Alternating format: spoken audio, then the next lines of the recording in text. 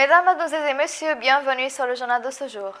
Le comité des finances de la Chambre des représentants libyenne s'est réuni au siège de la succursale de la Chambre des représentants à Tripoli, dirigé par le président du comité, M. Martin Touche, pour discuter du budget général de l'État pour l'année en cours 2021, renvoyé par le gouvernement d'unité nationale. Au cours de la réunion, le budget a été étudié et des observations ont été faites afin de le présenter au Parlement après la fin de son examen par le comité des finances de la Chambre des représentants.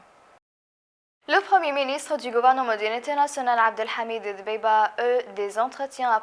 approfondis avec le président de la République tunisienne, Kais Saïed, lors de sa première visite dans la capitale Tripoli après des années. La rencontre a axé sur la solidité des relations historiques entre les deux pays et sur le fait que l'avenir des relations entre eux sera aussi longtemps que ces relations le seront et a également souligné l'importance du rôle que joue la République tunisienne dans le soutien du chemin démocratique en Libye, rappelant dans ce concernant l'adoption par la Tunisie du Forum de dialogue politique libyen, ce qui a abouti à la sélection d'une nouvelle autorité exécutive pour la Libye.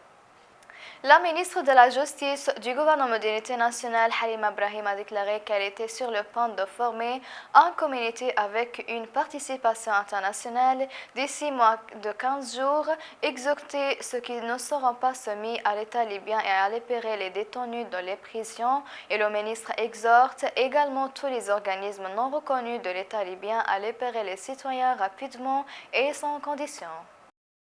La Commission nationale de lutte contre la corruption a appelé par l'intermédiaire du Comité national de suivi des personnalités du secteur privé tous les organismes publics opérant dans l'État libyen qui étaient auparavant adressés de la nécessité d'informer les ouvriers qui se sont avérés avoir un double travail, communiquer avec le comité en charge du bureau spécial à Tripoli afin de régler leur statut d'emploi. L'autorité a confirmé dans sa lettre qu'elle s'était coordonnée avec le ministère des Finances pour arrêter les salaires de ceux qui les violaient.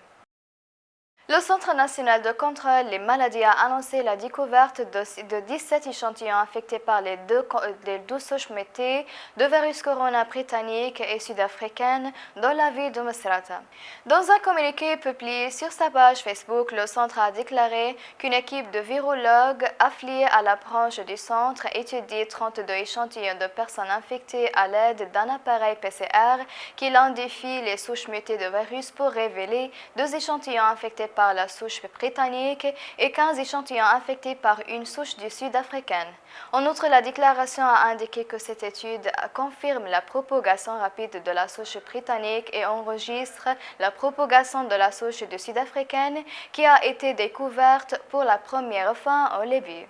Mesdames et messieurs, la fin des résumés. Merci de m'avoir attiré votre attention et au revoir.